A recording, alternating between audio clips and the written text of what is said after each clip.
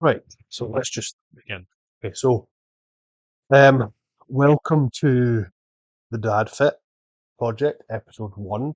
So this is going to be a series of these kind of presentations. Um, First of all, what the Dad Fit Project is. So Dad Fit Project is something that I've started.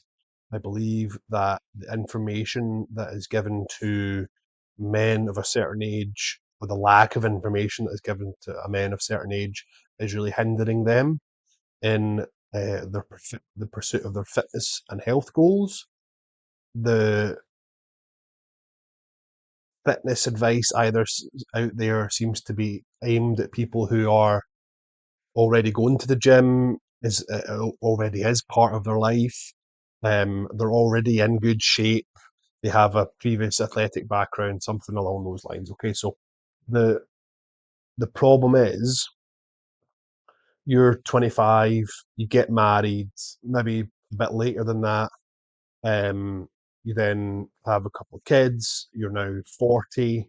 You uh, you now, unless you during that time have kept up your sport, and even if you have kept up your sport, it is of no um, guaranteed uh, outcome that you'll be still be as fit as you were in your 20s. So it can seem like a bit of a lost cause for men of a certain age to try and get back into fitness. So the idea of the Dad Fit project is, with the skills that I have, the years of coaching people how to do the barbell movements, trying to give those guys an entry point back into fitness through strength training.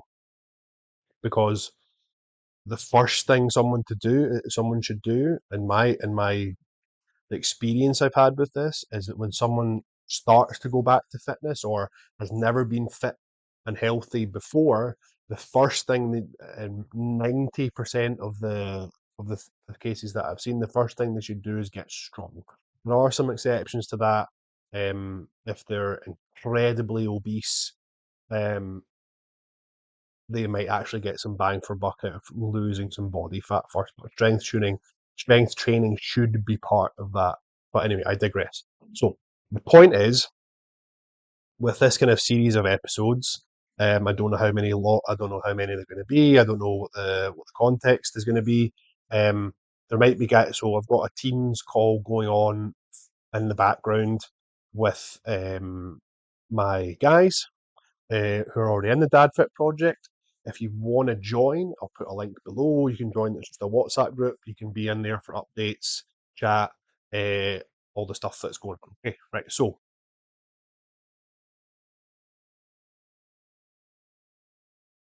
okay. So the first thing I'm going to cover is um, why. Like the question you might ask yourself: why strength training? Why should I get stronger? Okay. The simple answer to that is, when you become stronger, everything else becomes easier. Um, and being strong physically is the most important aspect of fitness. You can be able to run all day, but if you can't survive tripping and falling and putting your hands out in front of you and not breaking your wrist or not breaking your ankle, your bone density is low, your muscle mass is low, you're not metabolically healthy, uh, then you've got a lot of work to do. So getting stronger is, whether you like it or not, or whether you want it to be or not, as Ripito says, it is the most important thing in life.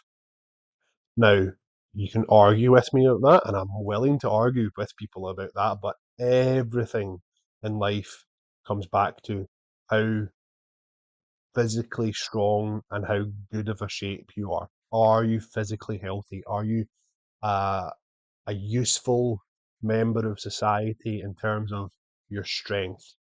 You might be okay now. You might be 35, 45, just and feel okay now. If you continue on the same path you're on, uh, are you going to be a liability to those around you? Are you going to be a liability to neighbours, to uh, especially in a country like the UK where we have socialised healthcare? Everyone is paying for you when you're ill. So it's not just a burden on you. Everyone is paying for you. So I believe that strength training and being fit and healthy is the first line of defense actually in preventative health. The being fit and healthy prevents and shields you, I think, is probably the best way to put it, from so many things, from high blood pressure, from diabetes, from high cholesterol, from heart disease, from brain disease. So things like um, dementia, all these things. If you're fit and strong and healthy, and your body is able to deal with the life that you're putting, the rigors of life, then you're going to make sure that everything's going to, you're not going to be a burden on those around you. Okay? You, as a person who is in the pursuit of getting stronger, and the stronger you become, the harder you are to eliminate, the harder you are to uh, dominate, the harder you are to control. If you can be a sovereign and strong individual person, then all of a sudden the apparatus that is there to uh, be a safety blanket or a safety net for those people who fall through the cracks. Not everyone should be getting caught up in that, and that's something I feel that's happening a lot more and more nowadays. That especially the NHS in the UK is an absolute godsend. We don't have to pay for medical care, but it is stressed to its limit, especially at the moment. So the more we can, as a society, get health and fitness for our men, even our women, and get the reason I'm trying to target men right now is because the men are like, we should be the leaders in our household. We should be the people who are setting the example and making sure that uh, we are giving out an example. I'm not saying, certainly shouldn't be mandating that people exercise. So as men, we should be the leaders in our households. Um, and I appreciate nowadays there's all sorts of configurations that a household can take. Some might not have men in them, but whether you are in no matter what type of household you're in, you as a man need to be a leader within that household, and that's why I'm talking to you right now. That's why I'm trying to get you to take part in this and be part of the group and start to educate yourself through me, and I'll open your eyes to a whole new world in terms of fitness and health. But being stronger means you're harder to kill and you're more useful in general. Okay, your friends are going to ask you to help them move house. They're going to help you to rip up that tree stump that's in the back garden that's been there for years. They're going to help you do all these things. You're going to be more resilient to disease. Your back isn't going to hurt. You're going to miss less work. You're going to be more focused and useful and physically robust for your family. Okay, focused and useful and physically robust for your family. Okay, so that's kind of my case for why you should get stronger. Now, how do you actually get stronger? First of all, you need to read this book, and it'll be up here. Okay, you need to read this book, Starting Strength, Basic Barbell Training. I think it's third edition now. It's had 4 or 5 revisions, but the revisions are just small changes. And that's by Mark Ripto. Get a copy of this book. So go on Amazon. It's like £29 or something. It might be a little bit more than that now. It was when I bought my copy. Try and read it front to back. I would maybe just do like a chapter at a time, and glean what you can from that chapter. It is pretty dense. It is a textbook. It's not someone's musings on strength training. It's very thorough. Get this book, read it, and then once you've got it and you've got any questions, you can come and ask me, or you can go on the Starting Strength forum and the Starting Strength forum pretty much answers just about every question that's ever been asked in terms of there's thousands of posts on there. Okay, so once you read this book, you will understand or start to be, or you be beginning to understand the starting strength model. Okay, so the starting strength model comes in two kind of parts. There's the technical specifics of how Repetto teaches people how to do the lifts. So that's the squat, the bench press, the press, the deadlift, and the power clean, and the power snatch. Although power snatch tends to be a lot more. I've only ever taught people how to do a power snatch because they couldn't get into the hold position for the clean. It's just their anthropometry, their shoulder mobility wasn't there.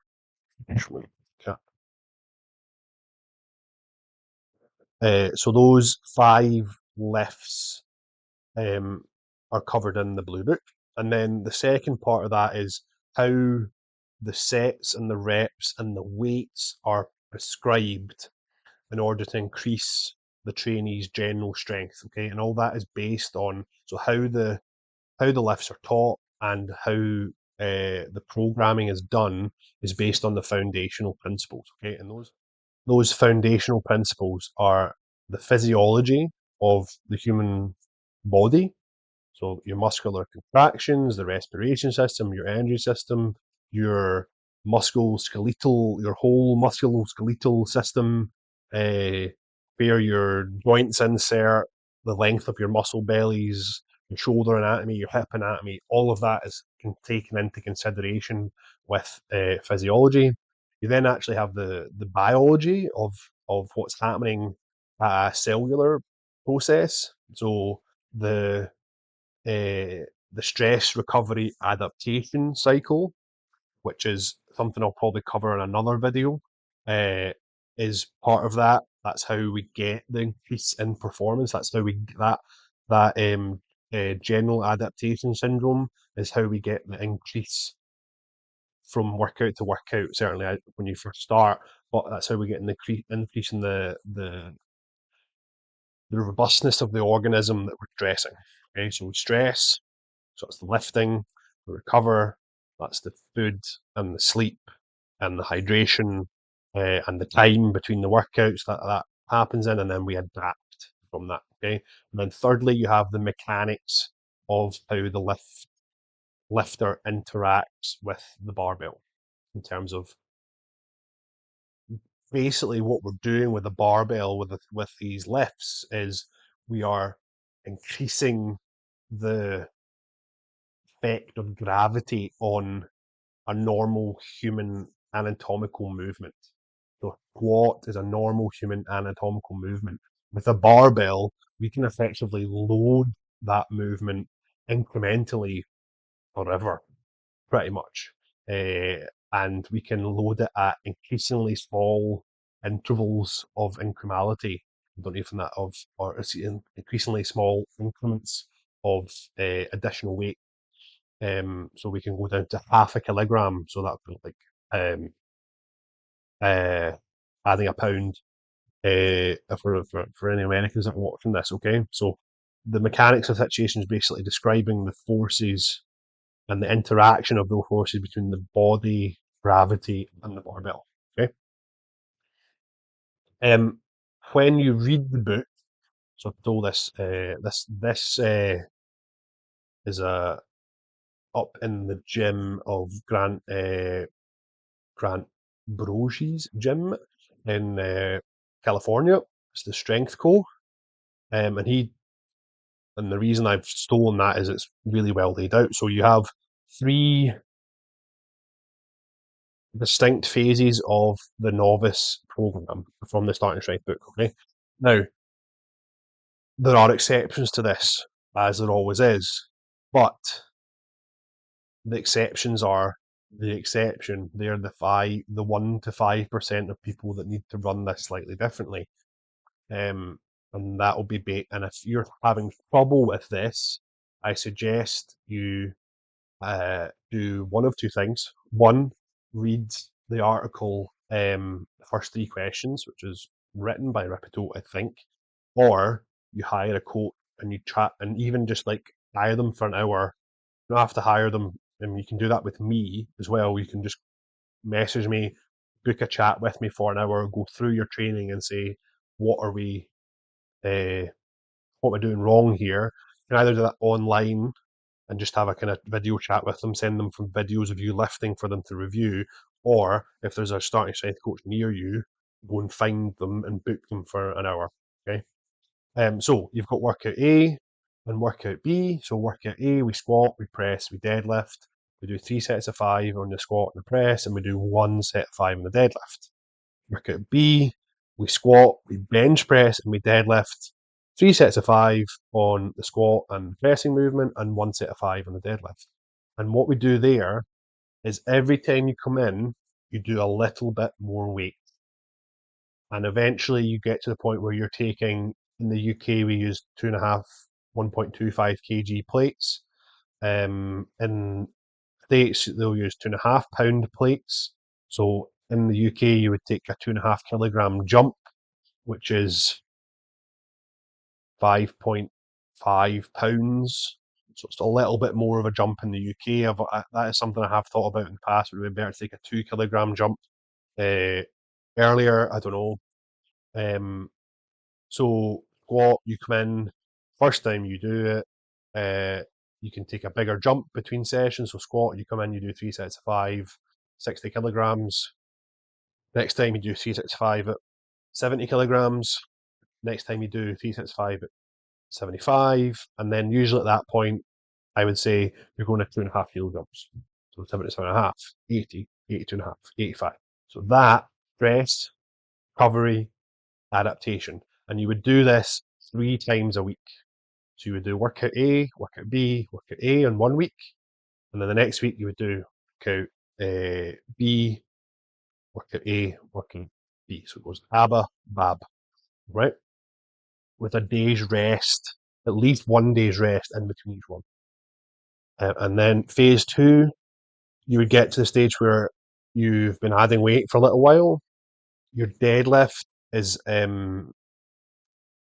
too stressful for you to be recovered for the next session, for your lower back to be recovered for the next session. So you've got to interrupt that and alternate between a deadlift and a power clean or a row. I prefer a power clean, and you do 5 sets of 3 reps with that. So that's what that means.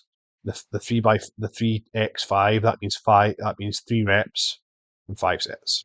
Okay, and then phase three, you would go down to deadlifting every third workout. So you'd be deadlifting.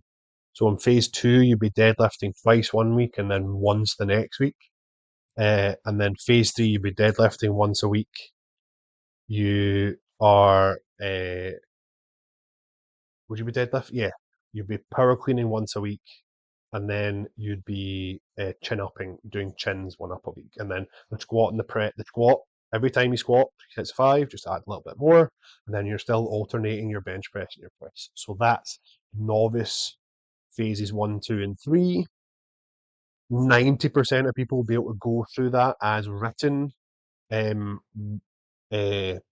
some people will go through it faster than others, depending on your age, your athletic ability, your willingness to add body weight, uh, your current training status,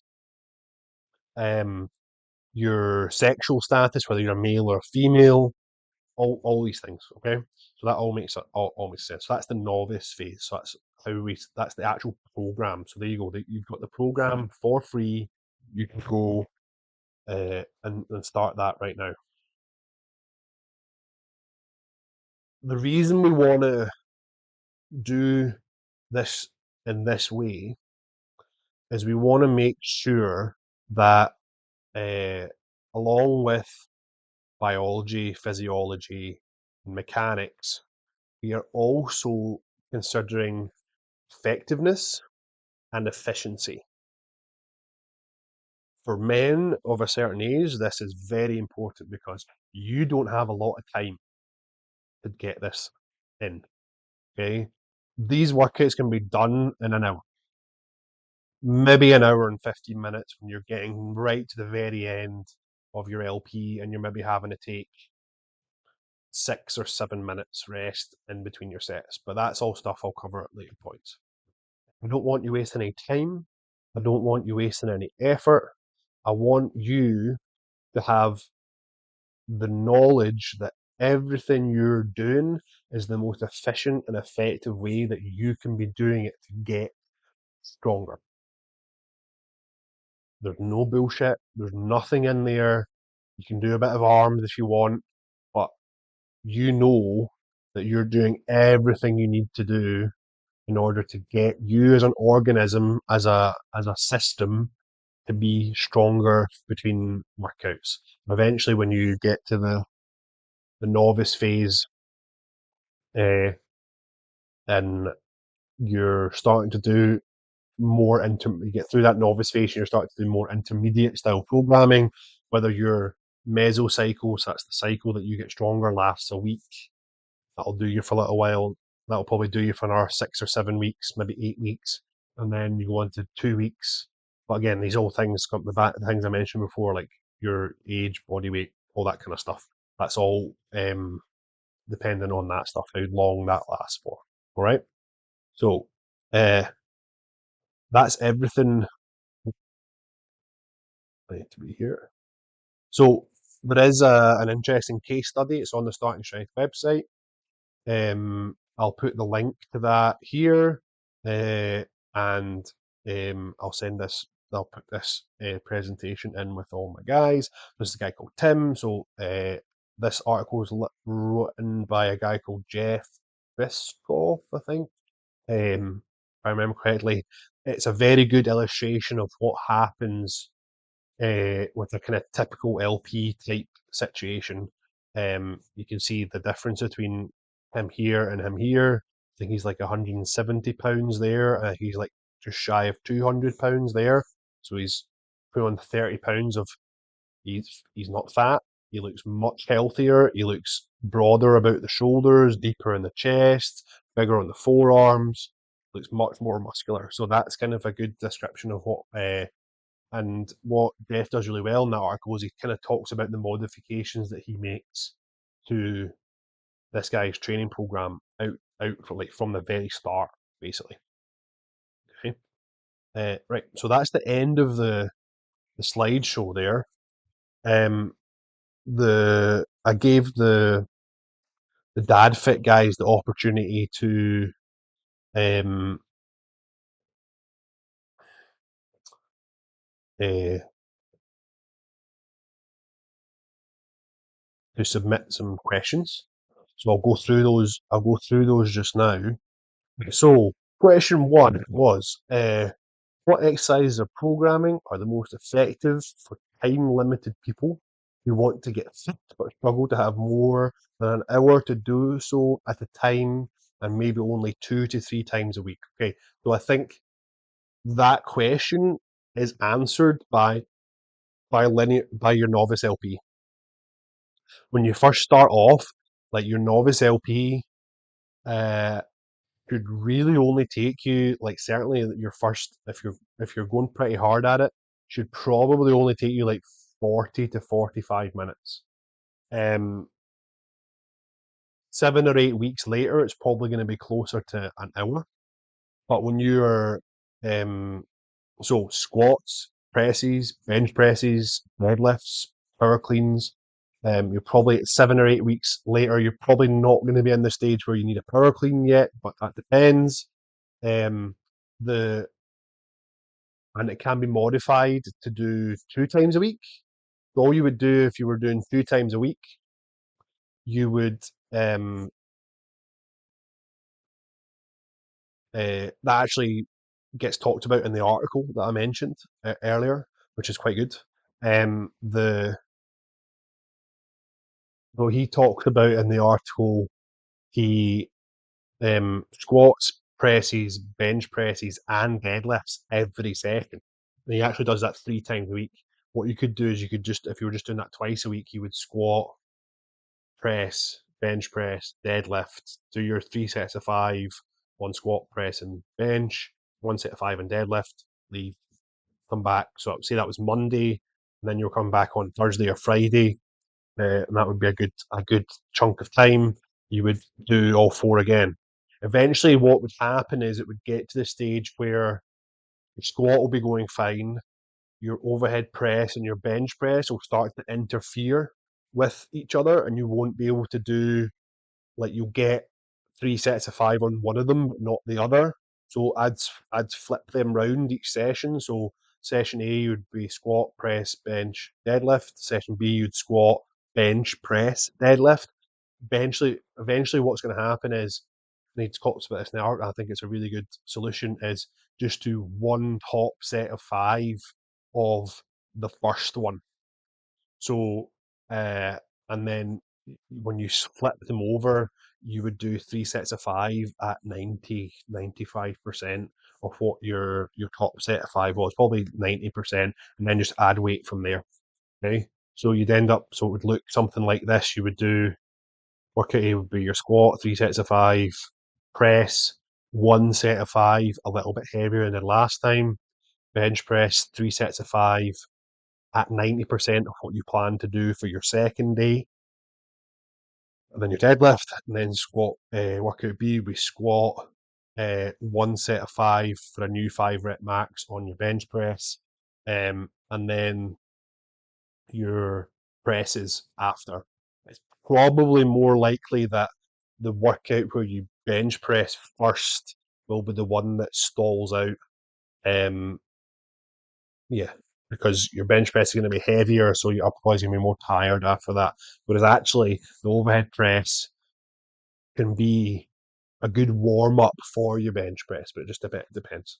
It depends. So, yeah, the big main movements, making sure that everything you do is you're getting the biggest buck out of you're getting the biggest bang for your buck. Okay, uh, and adding in things like chin ups, and if you can't do chin ups, you would do lat pull downs. Uh, if you can't do power cleans, do chin ups or lat pull downs earlier. If no one's taught you how to do it, they can be a bit more complicated, but I would say have a go at them. Obviously, if you want someone to teach you, come to me. I'll teach you how to do them. We can have a chat and we can talk about that. Yeah, so the 2, 3 times a week thing. And then it also depends, do you have, are you working out of a home gym? Do you have access to a home gym? A really good routine for that would be like a one lift a day type routine where you do, like, say, well, like Monday is squat, 3 sets of 5. Now, honestly, that should only take like 20, 25 minutes max. Um, then Tuesday, bench press, 3 sets of 5. And that, again, that should only take like 20 minutes. Wednesday, deadlift, 1 set of 5. Thursday, press, 3 sets of 5. Friday, back to a squat. So those 5 days, you're doing one lift a day. I have had success with clients doing that before, where they've had a home gym, they've only had like their lunch break. They're working from home and they've only had their lunch break to actually work out in. Uh, and that's actually worked pretty well. Now, I haven't done it from the start, and it's always been a bit of a temporary solution. Um, because there's been like they've came and said to me, "Look, James, I'm going to have a horrendous time at work for the next month. I really want to keep my training going. Can we figure out something?" And that's usually online clients as well, because obviously, like, they're not going to be paying for me for 5 sessions for 20 minutes. Okay. Yeah, so that's a good idea for that. Um, and that way you're getting the biggest bang for your buck, and you could even do like a small, like, single joint accessory movement on top of that. So it could be like squat, and as long as it wasn't interfering with the movement you're going to do the next day, I would say go for it. So something like, it could be squat and um, uh, curls, because then you've got bench the next day. So then it could be bench and um, like a bit of extra work for your triceps, something like that, because that's not going to interfere with your deadlift. And then it could be deadlift and chin ups, like something like that, or chin up or lat pull downs. So like you're kind of getting to the point where you're like it's a body part split at that point, but that will work, and it certainly will work for a little while. Okay, so that answers that question. And then the other question I had from today: what is the most common mistake you see or hear of older men 35 plus? His words, not mine. Um, Making with regards to gym or fitness work. Uh, this is a really good question because everyone's got their own.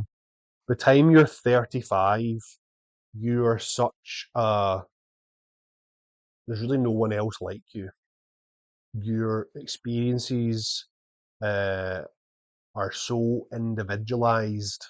You think about it like there are more.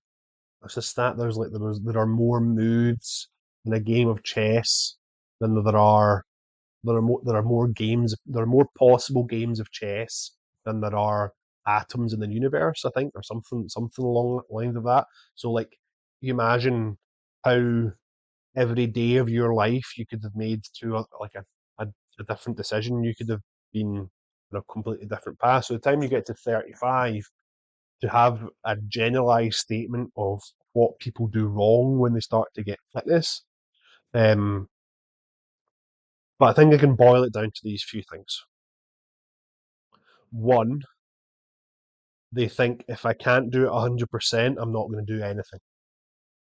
And that's how you end up being 50 pounds overweight. You end up being 4 stone overweight because for 10 years, you put on 5 pounds a year because you don't do anything. That is the biggest, that is a big mistake. Even if you just spent 6 months of your life getting as strong and putting on as much muscle mass as you genetically could, and then you just lifted weights like once every 10 days, did a full body session like once every 10 days after that, unless you lost a whole load of unless you lost like 25% of your body weight, you're going to maintain a lot of your muscle mass. And then you can use that time to sort out your diet, to sort out everything in that way. Yeah, so that would be the biggest mistake that I see people making, is if they think it's either a boom or bust mentality. I'm either doing it 100% or I'm not doing it at all. And that's how people end up in really bad situations. Because even if you're just doing and a little bit and doing it often, that's better than doing nothing. And uh, that's part of my job to get you to realize that. I have clients who are in transient, sticky situations where they actually feel like they need to stop me being their coach. They need to cancel me being their coach. I'm like, no, this is exactly why you employ me. This is exactly why you pay me money, to keep you consistent, to keep you in the situation where you're doing a little and a little and often, so that you don't take 6 months off. You take 4 days off, things settle down, and we get back to it as best you can in the best situation. And it's for me to use my experience and my creativeness, my creativeness, um, creativity to help come up with those situations, get over those situations. Okay. Um, so the boomer bust mentality, that's number one. And number two is they don't do any major focus, or they don't put any focus into actually adding muscle mass. Um, Quite often these guys end up being really overweight. And uh, I've had this at the moment, um, and they almost like, I don't want to say this, but it's like they almost get kind of a female attitude about the situation, and they get very, very focused on the weight on the scale. Now, if you remember at the very start of the episode, now if your BMI is 40 and you have a 64-inch circumference waist and you can't get up off the couch, then like you just, it doesn't really matter what you do, you just have to lose weight because you're in such a dire situation. Like you're like it's gonna be, you're gonna be dead in 5 years unless you do something about that. Okay. So losing weight for that kind of population might actually be the number one priority. But so far as that the losing the weight gets you down to an appropriate BMI. So maybe if you knock 5 points off your BMI and you go from 40 to 35, now you can strength train. And that's what's going to get your BMI from 35 to 31, 32. And actually, your BMI might not even change that much. But what's going to happen is your waist is just going to go from 64 to 60 to 55 to 50 to 45 down to 40, which it should be, as long as you eat enough, lift heavy, and get your sleep. And but that first few months to get you in a to get because you're so at that point you're so far below the baseline needed to strength train, especially if you're trying to do this yourself, because if you give that a go and do it yourself, there are modifications. Like I've had really obese clients and we've been able to strength train from day one because I'm experienced and I know how to manipulate things in order to get them to be able to do that. But yeah, there isn't anything there isn't anything worse than the boomer bust mentality and not lifting heavy weights. Get stronger. Your joints, your knees, your back are all gonna benefit from it. Because and also you can be skinny fat. You can be in a situation where you are a normal BMI, but you are 30% body fat, and you almost have like beanpole legs, no shoulders, no chest, no arms, no discernible musculature about you, and you be pre-diabetic or just on the verge of diabetes, even though you're not overweight once your BMI, and that's another reason why BMI is not that great. But that's a separate for a different video. Okay, I'm gonna wrap up for there today. I hope that you find that useful. I'm going to upload this to YouTube, so please like and subscribe. Make sure that you are following me on my socials, so Facebook and Instagram, Coach James Corbett on Instagram, and Coach James Corbett, the Dad Fit um, online coach on Facebook. Leave comments if you found anything useful, anything you disagreed with. I'll be happy to have an argument with you in the comments. And like and subscribe, and I'll hopefully see you guys later. I'll speak to you later. Cheers.